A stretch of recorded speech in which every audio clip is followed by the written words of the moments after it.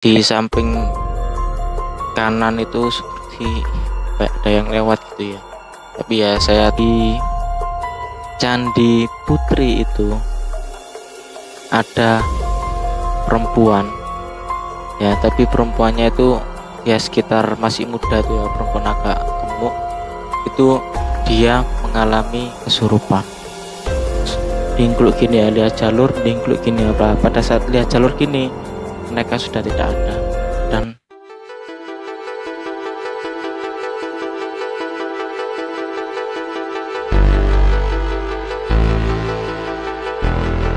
Assalamualaikum warahmatullahi wabarakatuh. Kembali di channel aku, Rizzy Vlog. Nah, di video kali ini aku sedang atau ingin membagi cerita mistis waktu saat pendakian ke Puncak Pawitra atau Gunung Bekel ya. Kalian bisa cek videonya yang gambar thumbnailnya itu di sini ya. Nanti aku linknya kasih taruh di deskripsi ya. Nah, jadi pada saat di video sebelumnya itu kan saya merekam pada saat di footage itu siang atau paginya saja ya. Tapi malamnya itu tidak aku rekam karena ya cukup mengerikan ya kalau, dan suasana pun juga tidak memungkinkan. Nah, di sini aku akan menceritakan pengalaman aku waktu saat di Gunung Bekel kemarin ya.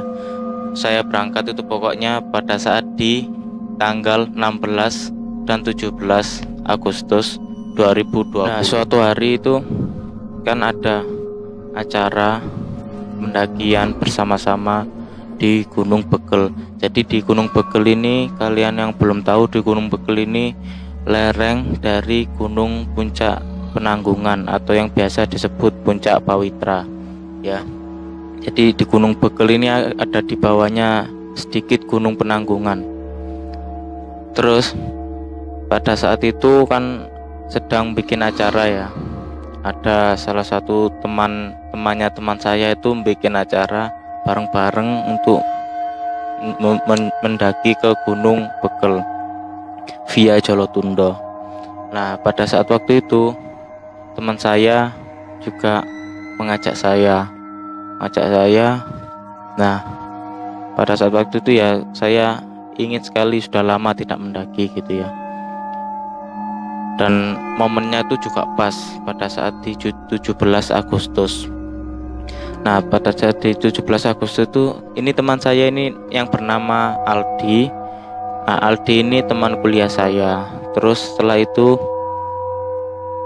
sekalian, kenapa kak, sekalian reuni aja gitu ya, kan sudah lama tidak ketemu dengan teman kuliah gitu ya. Nah, setelah itu saya berbincang-bincang sama Aldi. Katanya Aldi itu medannya tidak terlalu berat ya. Setelah itu tidak usah bawa tenda juga tidak apa-apa, karena temannya Aldi juga ada yang bawa tenda katanya gitu. Terus setelah itu juga teman kuliah saya yang lain juga ingin ikut. Nah, waktu itu juga pas nih, momennya juga pas. Kenapa gak sekalian aja untuk ikut ya, hitung-hitung reunian lah. Nah, setelah itu hari demi hari semakin mendekati tanggal 16 Agustus itu ya, kita berkumpul dulu berangkat. Pada saat waktu itu berencana sore hari ya, sore hari jam 4 saya berangkat dari Surabaya. Terus saya menyebut dengan teman saya ya, teman saya juga berasal dari Surabaya ya, dia ngekos di dekat kampus itu ya, dekat kampus di Duku Menanggal Surabaya. Terus setelah itu berangkat menuju ke rumah Aldi yang ada di Sidoarjo. Nah, setelah sampai di rumahnya Aldi, ternyata Aldinya itu lagi tidak ada di rumah. Nah, pikir kita, saya dan juga Fajar ini, kirain Aldi ini sudah berangkat ya. Ternyata kok keluar untuk nongkrong masihan. Nah, setelah itu kita pergi ke tempat nongkrongnya Aldi. Nah, setelah nyampe di tempat nongkrongnya, langsung kita untuk bergegas siap-siap dan juga mempersiapkan logistik juga, packing Adi untuk kembali ke rumah. Nah, singkat cerita, setelah sekitar pukul 5 kita berangkat ke tempat temannya Aldi yang bernama Teguh, dan juga satunya itu siapa lupa ya saya, karena baru kenal juga. Nah, setelah itu ya rumahnya juga tidak seberapa jauh dari rumahnya Aldi ya, di sekitaran Sukodono itu. Nah, setelah itu kita mempersiapkan logistik kita ya, karena juga di gunung harus dipersiapkan logistik itu ya. Kita repacking ulang dan juga kita beribadah maghrib dulu. Sebelum maghrib kita persiapkan semuanya. Setelah kiranya sudah siap, terus saya juga sudah beribadah sholat maghrib dan langsunglah kita berangkat. Nah, berangkatnya itu waktu itu di pom bensin SPBU, salah satu SPBU di Sidoarjo. Setelah itu di SPBU Sidoarjo itu katanya itu adiknya Aldi mau ikut. Nah, adiknya Aldi ini berangkat dengan temannya, dan jadi ini rencananya kita ini berangkat berdelapan ya, 8 orang. Setelah itu, setelah ketemuan di SPBU dan bertemu dengan anak adiknya Aldi, kita berangkat nih, dan juga mau menjemput teman kita yang dari Sidoarjo juga, namanya itu Gubis. Mas Gubis ini rumahnya juga ya dekatan lah dengan Jolotundo ya. Jolotundo itu tadi itu masuk menuju ke Gunung Bekel.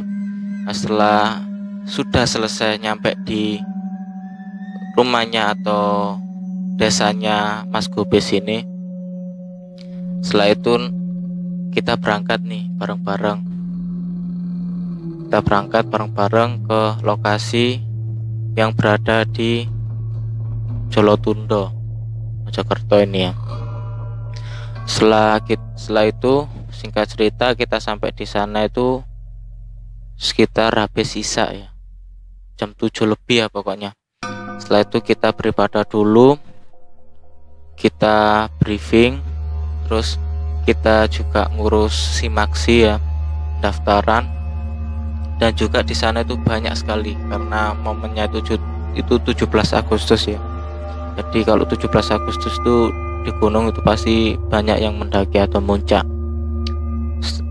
Nah, setelah itu kan di acara pendakian 17 Agustus ini kan itu kan ada tiga gelombang ya, 3 gelombang itu. Ada yang di gelombang 1 itu habis isya berangkat mendaki duluan. Setelah itu yang gelombang 2 itu di jam 10. Setelah itu yang gelombang ketiga atau kloter ketiga itu sekitar jam 1. Nah, waktu itu kita memutuskan untuk yang di gelombang pertama. Ketika sudah briefing, ketika sudah ngurus simaksi dengan rombongan yang banyak, kita sempat molor dikit dan juga kita start pendakian itu jam 8 lebih 10 menit. Setelah jam 8 lebih 10 menit kita mulai pendakian. Nah, pada saat briefing itu pokoknya di base camp dan juga di Candi Bayi itu kita nanti akan melewati yang sangat terjal ya, pendakian yang sangat terjal itu di awal-awal lah. Biasanya kan di gunung-gunung lain kan di saat pendakian sangat terjal itu pada saat mau nyampe ke atas ya, dan juga di sini tuh pendakian awal-awalnya itu pokoknya sangat ekstrim itu ya, jalurnya itu sangat ekstrim. Nah, sebelum itu saya kasih tahu dulu, nanti saya akan melewati Candi Bayi, Candi Putri, terus Candi Pura dan Candi Naga. Biasanya itu tidak melewati 4 candi ini ya, ada di jalur lain, pendakian lain, tapi berhubung jalur pendakian lain itu sudah penuh sekali, takutnya nanti membludak. Nah, disarankan atau diarahkan pada pihak base camp itu untuk melewati jalur lain ya. Nah, setelah itu ketika sudah cukup lama mendaki, kita sudah beberapa mulai istirahat ya, karena jalurnya yang sangat ekstrim. Kita juga sempat istirahat beberapa kali ya. Medan yang cukup berat ya, atau jalurnya itu sangat cukup ekstrim. Kita nyampe di Candi Bayi ya. Candi Bayi itu sekitar jam 10-an gitu ya, nyampe di Candi Bayi. Itu seketika suasana hening ya. Dan juga ada beberapa pendakian yang untuk membangun tenda di situ ya, karena kondisi tidak memungkinkan. Pasti di puncak itu sangatlah penuh, sudah banyak tenda ya. Jadi beberapa orang ingin mendirikan tenda di Candi Bayi ya. Nah, di Candi Bayi itu saya mencium aroma menyan ya. Saya mencium aroma menyan. Nah, di situ saya tidak berpikir bermacam-macam ya. Pokoknya saya selalu berpikir positif ya. Nah, setelah ketika istirahat beberapa menit dan juga mencari masih adakah tempat untuk membangun tenda, ternyata tidak ada. Kebetulan Mas Gobes ini peka ya dalam hal-hal gituan. Jadi Mas Gobes ini sebelum beranjak di Candi Bayi itu, Mas Gobes sempat berdoa dulu ya, berdoa. Dan setelah itu gak tahu itu doanya apa ya. Saya pun juga berdoa ya. Saya soalnya kan niatnya ingin menikmati alam ya, tidak ingin bermacam-macam juga di sana. Setelah itu saya bergegas lagi lanjut ke Candi Putri. Nah, di Candi Putri ini treknya juga tidak terlalu ekstrim ya, seperti yang di basecamp ke Candi Bayi tadi itu treknya cukup ekstrim. Nah, di Candi Putri, dari Candi Bayi ke Candi Putri itu treknya itu tidak terlalu ekstrim. Singkat cerita, di Candi Putri itu kita sampai sekitar pukul 11:30 ya. Oh ya, sebelum itu tadi dikasih tahu juga sama basecamp ya, pihak basecamp katanya itu kalau misal kita jalannya tidak terlalu buru-buru atau santai itu katanya 3 jam sudah sampai di puncak. Tapi ini kita sudah belum nyampe di puncaknya, masih sampai di Candi Putri itu sudah jam 11 ya, padahal startnya itu jam 8-an ya. Jadi sudah 3 jam masih nyampe di Candi Putri. Sama seperti hanya di Candi Bayi itu ya, Candi Putri itu teman-teman dan juga saya juga mencari masih adakah tempat yang kosong, karena saya berencana dan juga teman-teman berencana mendirikan tenda tidak sampai di puncak, karena kita pun tahu kalau di puncak itu pasti sudah ramai, karena ada beberapa rombongan yang sudah berangkat dari sore hari ya bahkan. Nah, setelah sampai di Candi Putri mencari tempat sudah cukup lama, kan kebetulan di Candi Putri itu tempatnya agak luas ya, jadi sudah penuh juga.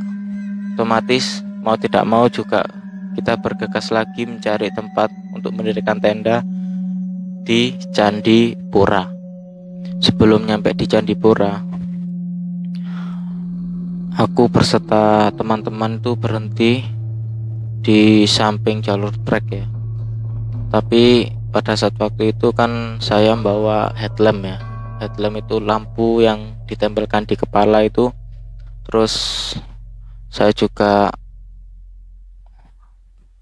di samping kanan itu seperti kayak ada yang lewat gitu ya. Tapi ya saya tetap berpikir positif dan tidak berpikir aneh-aneh ya pada saat di gunung itu. Nah, setelah itu pokoknya seperti ada yang lewat ya, kalau di ekor mata ini ya, bagian kanan ini ya.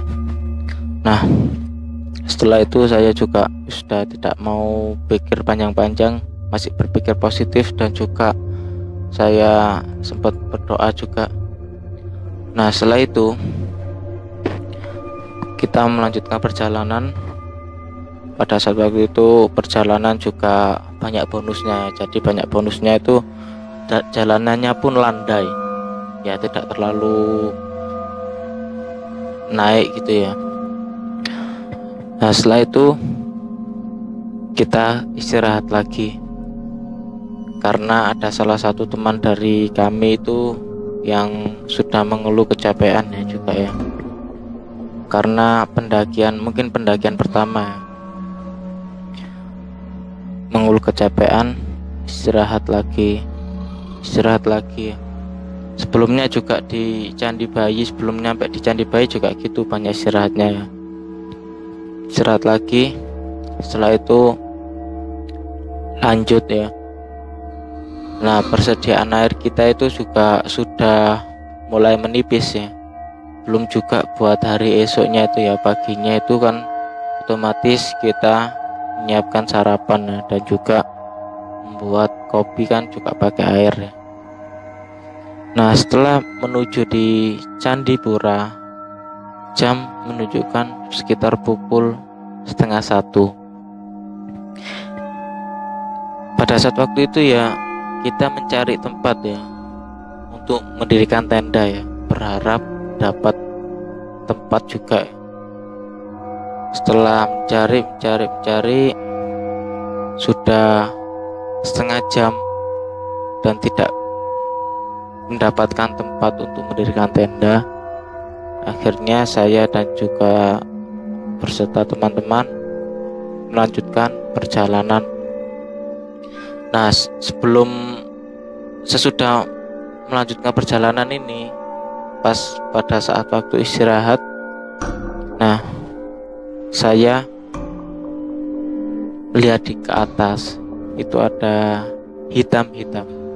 Nah, entah itu apa ya, tidak jelas ya. Pokoknya waktu itu ada hitam-hitam itu bergelantungan di pohon.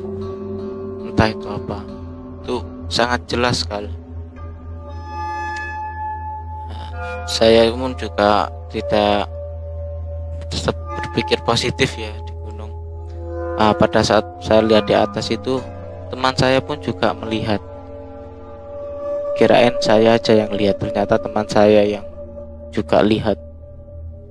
Nah pada saat waktu itu suasana langsung seketika hening dong, merinding kan, hening. Nah ya udah, kita pun istirahatnya tidak berlama-lama ya di bawah pohon yang besar itu. Di atasnya ada hitam-hitam. Akhirnya kita lanjut perjalanan. Pada saat waktu itu ya, perjalanan di Gunung Penanggungan pun juga bisa, di Gunung Bekel pun juga bisa. Nah akhirnya kita berharap juga mungkin di jalur Penanggungan juga ada tempat, ternyata juga tidak ada. Akhirnya kita pun lanjut jalan, setelah itu istirahat lagi. Nah setelah istirahat lagi,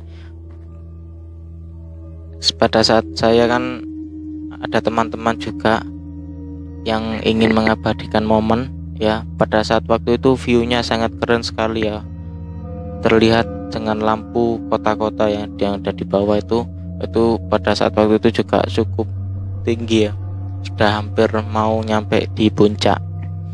Nah setelah itu ketika teman-teman sudah mengabadikan momen dan beristirahat dan juga makan cemilan, ada yang juga minum sebentar. Nah itu kita lanjut. Nah pada saat ketika lanjut, saya itu kan pada saat jalan di trek itu kan posisi membawa headlamp ya. Nah itu saya lagi lihat kanan kiri gitu ya. Nah kok seperti ada yang putih gitu ya. Nah mungkin itu sugesti saya aja, tapi saya tetap berpikir positif, lanjut gitu ya. Pokoknya saya pada saat waktu itu juga ada teman saya yang namanya Fajar, itu dia lagi kecapean ya pada saat itu ya. Akhirnya barangnya Fajar pun juga dibawa sama teman saya. Nah, setelah itu kita lanjut. Nah di sini sebelum nyampe di Candi Naga ini ada kejanggalan lagi. Candi Naga itu kan kita cukup istirahat ya beberapa kali ya. Nah terus kita ini sempat memisah dengan teman-teman kita ya. Jadi yang berpisah itu yang kan kita berlapan ya. Terus yang 3 itu ada Mas Gobes, ada saya, dan juga ada Fajar. Nah selain itu Aldi, adiknya temannya Aldi, dan juga temannya Aldi itu lanjut dulu ke atas, berniat untuk mencari tempat buat kita ngecamp. Nah kan pada saat waktu itu Fajar masih kesakitan ya, masih kecapean. Nah saya juga ikut berhenti, dan juga Mas Gobes juga ikut berhenti ya. Nah setelah itu, setelah Aldi naik duluan ke atas berharap ingin mencari tempat dan juga mendapatkan tempat untuk ngecamp. Nah saya, Mas Gobes, dan juga Fajar itu istirahat beberapa menit dan juga makan snack kecil-kecilan. Untung juga membawa snack ya buat cemilan pada saat waktu mendaki. Terus setelah itu kan semakin nyampe di Candi Naga itu kan treknya semakin terjal ya. Ya setelah itu kita semakin treknya itu, meskipun treknya mudah, tapi di kanan jalur itu sudah jurang ya. Jadi kita sangat hati-hati pada saat menaiki itu ya. Kita ketemu dengan rombongan lain, dan pada saat waktu itu rombongan lain juga sudah kenal, kita sudah kenal di bawah ya pada saat di base camp itu. Dan juga rombongan lain itu istirahat juga. Ketika saat ketemu kita, ya udah kita temani untuk istirahat. Dan di rombongan lain itu ada 2 orang kalau nggak salah ya, ada 2 orang. Terus yang satunya itu juga sama, dia itu ingin cari tempat untuk ngecamp ya, ingin cari tempat untuk ngecamp. Nah setelah itu, setelah beberapa menit kita berbincang-bincang, dan juga yang temannya satunya itu tidak membawa headlamp ya, tidak membawa headlamp. Otomatis saya kan bawa headlamp, Mas Gobes membawa headlamp, Fajar pun juga membawa headlamp. Otomatis saya pun menemani rombongan lain atau masnya itu yang sedang ingin mencari tempat untuk ngecamp ya, menemani. Dan juga akhirnya Mas Gobes dan juga Fajar ini aku tinggal di belakang. Saya menemani untuk masnya ini mencari kan, untuk naik maksudnya ya kan, jalannya itu gelap sekali ya. Jadi kalau tidak memakai headlamp atau senter pun juga susah. Ada kanannya itu sudah jurang, jadi sangat bahaya sekali ya. Nah setelah itu masnya berhenti, ketemu dengan temannya. Nah ketemu dengan temannya, ya udah aku tungguin. Nah setelah itu tidak beberapa lama lagi, atau tidak berapa selang menit kemudian, Mas Gobes dan juga Fajar itu lewat. Tapi yang anehnya di sini, pada saat lewat itu saya panggil tidak noleh atau tidak kedengeran.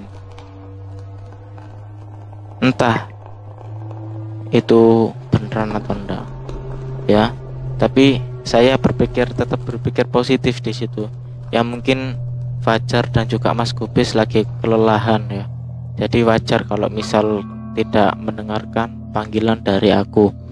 Nah setelah beberapa selang dia lewat, saya panggil tidak mendengarkan, Nah, di sini aku semakin merasa takut, agak sedikit takut ya, dan agak sedikit was-was. Sedangkan aku bersama orang yang baru dikenal ya. Sedangkan Mas Gubis dan Kak Fajar saat melewat, ya jaraknya sekitar 1 meteran dari aku padahal itu di jalur trek itu ya, tapi itu saya panggil tidak nengok atau ngomong sedikit pun ya. Ya seperti jalan biasa itu ya. Ya entah mungkin itu capean atau apa ya. Nah, ya udah dong. Setelah dia Mas Fajar dan juga Mas Gubis lewat, dan juga ini orangnya ini masih asik ngobrol, ya udah aku tinggal dan aku pun menjemput Mas Gubis dan juga Fajar ini ya untuk naik ke atas itu ya.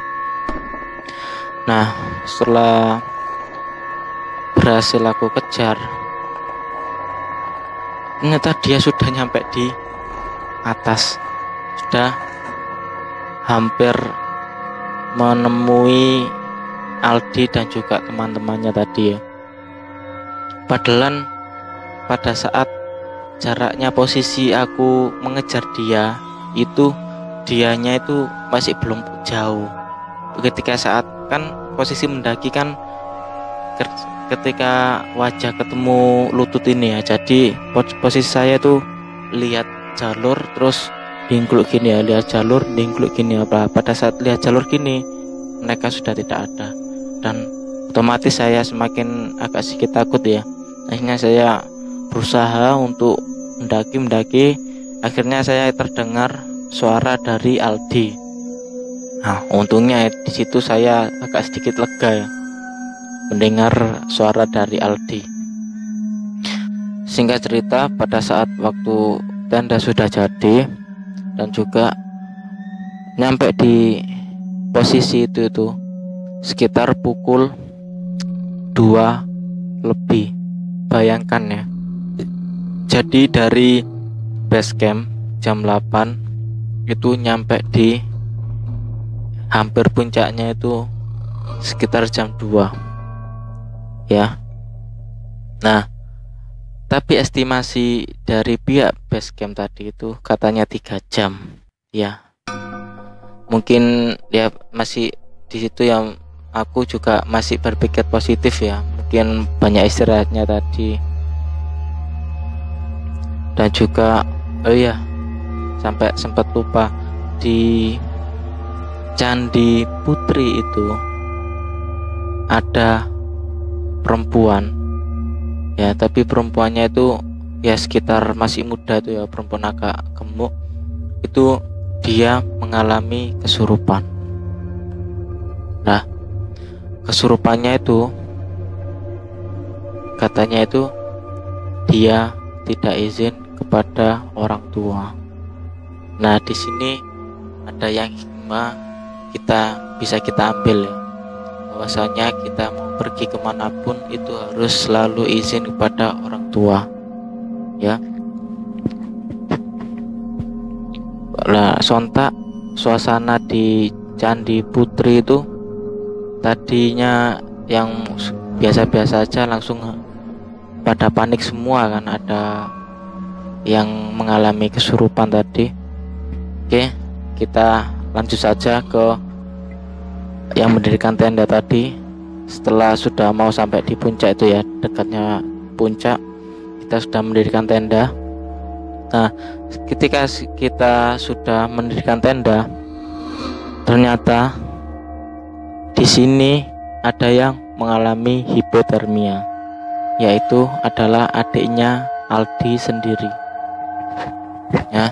Jadi adiknya Aldi ini mengalami hipotermia, soalnya di sepanjang pada saat membangun tenda itu, adiknya Aldi itu dia tidak ngomong ya. Pikirku mungkin dia karena kecapean ya. Tapi pas pada saat waktu kita senterin ke mulutnya itu, ternyata dia mengalami menggigil, dan juga mukanya itu, mulutnya sudah membiru ya. Nah, jadi kalau tanda-tandanya hipotermia itu setahu aku ya, itu mulutnya membiru dan yang pasti yang menggigil. Nah, akhirnya kita bergegas untuk menyuruh adiknya Aldi itu masuk ke dalam tenda dan juga memakai, kebetulan waktu itu bukan sleeping bag ya, tapi seperti jaket tambahan itu ya. Jadi pada saat waktu itu kita tidak membawa sleeping bag. Jadi sleeping bag itu adalah baju khusus tidur saat di gunung ya. Nah, ketika selang beberapa menit adiknya Aldi ini sudah mulai mendingan ya, tidak mengalami hipotermia lagi ya, karena sudah memakai jaket dan juga jaketnya itu jadi double ya. Terus setelah itu masuk di tenda itu ya. Nah, setelah itu jadi tendanya kebetulan cuma ada satu ya, jadi otomatis aku pun juga mengalah sama adiknya Aldi, karena adiknya Aldi juga habis mengalami hipotermia. Akhirnya jadi yang di tenda itu ada 3, adiknya Aldi, adiknya temannya Aldi, dan juga yang satu ini Fajar. Kebetulan Fajar itu tadi sempat beberapa kali mengalami kelelahan juga, jadi teman-teman pun juga kasihan. Akhirnya yang tidur di tenda ini ada 3 orang, otomatis yang 5-nya tidur di luar. Tapi makanan kita pun kita bawa ke masuk tenda ya, takutnya ada hewan buas ya, babi hutan gitu ya. Ya, terus saya pun tidur di samping Mas Teguh dan juga teman-temannya Aldi. Aldi pun tidur di depan tenda, dan juga yang di samping tenda itu adalah Mas Kubis. Nah, setelah itu ya, aku pun juga tidak mempertanyakan ya pada saat waktu itu, pada saat saya panggil kenapa kok tidak noleh. Aku pun tidak mempermasalahkan itu ya, karena di gunung juga, masih di gunung juga tidak boleh membicarakan hal seperti itu ya, ganjilan-ganjilan seperti itu. Nah, setelah sempat beberapa menit, kita pun tidurnya pun juga susah ya, karena anginnya sangat kencang sekali. Semakin subuh itu semakin dingin ya. Pada saat pagi itu jam 3 itu akhirnya ada salah satu teman dari aku itu lapar. Akhirnya dia buka, dan juga akhirnya aku pun juga kedengaran ya, karena kan kita pakai selimut itu bareng-bareng ya. Jadi selimutnya itu dari flysheetnya tenda ya, dari flysheetnya tenda itu sangat hangat sekali kalau dipakai ya, pengganti dari sleeping bag itu ya. Nah, setelah itu dia makan, akhirnya yang lain juga ikut makan. Tapi yang di dalam tenda itu Fajar, temannya adiknya Aldi, dan juga adiknya Aldi itu tidak ikut makan ya, mungkin masih merasa kedinginan dan juga kelelahan ya, mungkin sudah tidur. Nah, kita makan. Nah, makannya pun seadanya ya. Yang kita bawa bekal, kan saya kan bawa bekal ya, pada saat waktu bawa bekal nasi 1 bungkus dan juga penyetan ya. Dan juga ada temannya Aldi, Mas Teguh tuh juga bawa bekal. Jadi kita gabungin, kita makan bareng-bareng. Akhirnya ya di sinilah kebersamaan itu dan juga kesetiaan pun juga diuji ya pada saat di gunung. Jadi kita pun tahu orang ini itu setia apa enggak ya pada saat kita berada di gunung ya. Tidak, bukan hanya pasangan tapi juga teman ya. Kan kalau egois juga kita tahu pada saat di gunung, kalau juga egois tidaknya, terus juga marah atau tidaknya. Nah, di sini kita mulai bareng-bareng, tidak egois, kita berbagi, saling berbagi makanan. Padahal pada saat waktu itu nasinya cuma 2 bungkus buat orang 5 ya, bayangin ya. Kita pun juga sepanjang sebelum berangkat itu kan rencananya makan ya di bawah, tapi berhubung waktunya sudah mepet, akhirnya kita tidak sempat makan. dan juga tidak sempat ke warung untuk membungkus nasi ya. Jadi akhirnya makan yang 2 bungkus tadi ya, kita berbagi ya. Terus singkat cerita, pagi pun tiba. Nah, kita selesai beribadah, terus ada yang membuat wedang, kopi, teh, sekedar untuk menghangatkan badan. Belum bekal itu pengibaran bendera 17 Agustus itu kan jam 7 pagi ya. Ya, jadi kebetulan tenda dari puncak itu cuma 15 menit ya. 15 menit atau 10 menit itu ya, sekitaran segitu. Akhirnya ada beberapa teman-teman yang ingin mendirikan membuat masak-masak ya, ada masih masak-masak, dan juga ada yang masih membuat kopi, ada yang masih bersantai-santai. Terus akhirnya Mas Teguh ini ingin melihat pengibaran bendera 17 Agustus di puncak. Nah, setelah itu aku pun juga pengen ya melihat pengibaran bendera, kan momennya kan juga jarang-jarang ya. Akhirnya kita pun berdua berangkat menuju ke puncak ya, bareng sama rombongan-rombongan lain yang dari Candi Putri, Candi Naga, dan juga Candi Bayi yang webcamnya itu naik juga. Nah, beruntungnya juga kita itu tidak jauh dari puncak ya. Jadi kita summit tag-nya itu cuma 15 menit dari tenda kami. Nah, kita duluan ya berangkat itu sama Mas Teguh. Saya sama Mas Teguh duluan berangkat. Nah, setelah itu sampai di puncak ya, kita biasa ya upacara yang menyanyikan lagu 17 Agustus sambil memandang view. Jadi di puncak Gunung Penanggungan ini juga terlihat sangat dekat sekali, dan juga terlihat Gunung Arjuna sangat jelas sekali juga ya.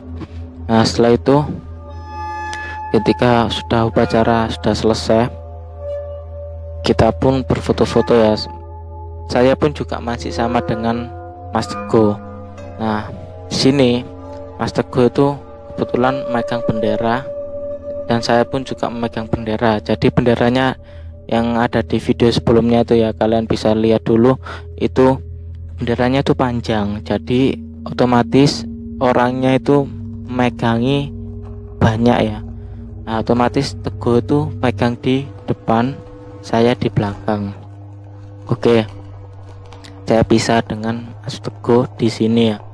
Akhirnya saya megang di belakang.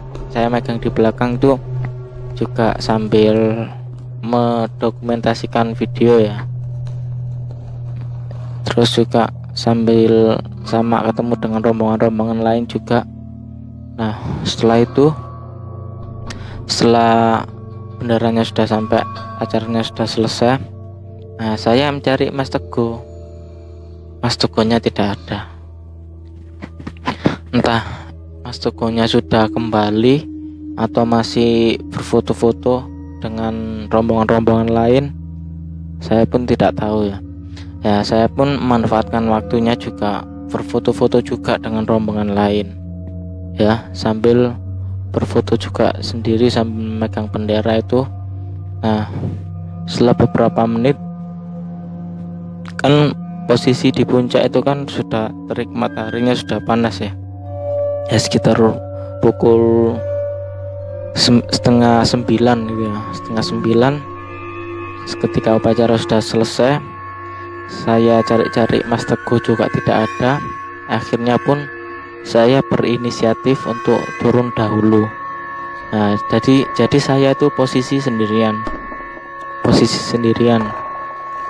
Nah, itu pada saat waktu itu kan orang-orang rame ya. Saya itu turunnya tuh, nah di sini saya itu agak sedikit bingung ya.